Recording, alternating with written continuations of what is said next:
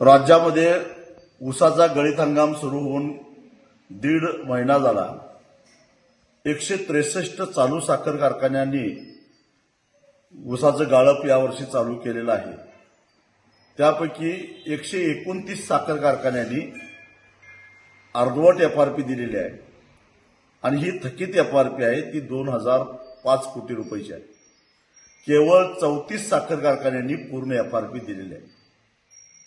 म्हणजे पहिल्या महिन्यातच जर का 2000 कोटी रुपयाची थकबाकी राहणार असेल तर राज्य सरकार काय करायला लागलेलं आहे, साखर आयुक्त काय करायला लागलेला आहे.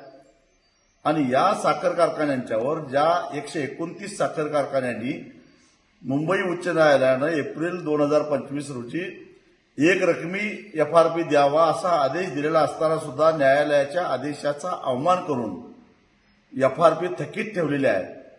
त्यांच्यावर ऊस दर नियंत्रण अध्यादेश 1966 नुसार कलम 3 अन्वये सरकारी थकबाकीदार समजून आरआरसीचे सर्टिफिकेट इश्यू केले पाहिजेत आणि त्यांच्या जप्त्या करून शेतकऱ्यांचे पैसे वसूल केले पाहिजेत.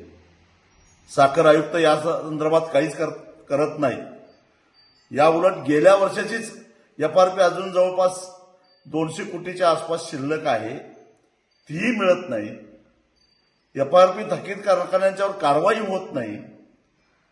राज्य सरकार सुप्रीम कोर्टामध्ये जाऊन मुंबई उच्च न्यायालयाच्या आदेशाला स्थगिती मागण्याचा प्रयत्न करत आहे.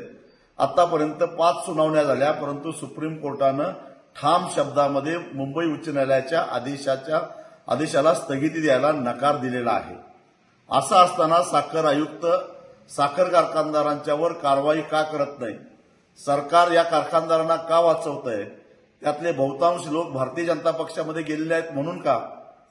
मुख्यमंत्री जेव्हा साखर कारखाने 15 रुपये मुख्यमंत्री द्यायला तयार नव्हते तेव्हा त्यांची काटामारी उघड करण्याची धमकी देत होते. आज राज्यातल्या ऊस उत्पादक शेतकऱ्यांचे 2000 कोटी रुपये या साखर कारखान्यांनी थकीत ठेवलेले आहे.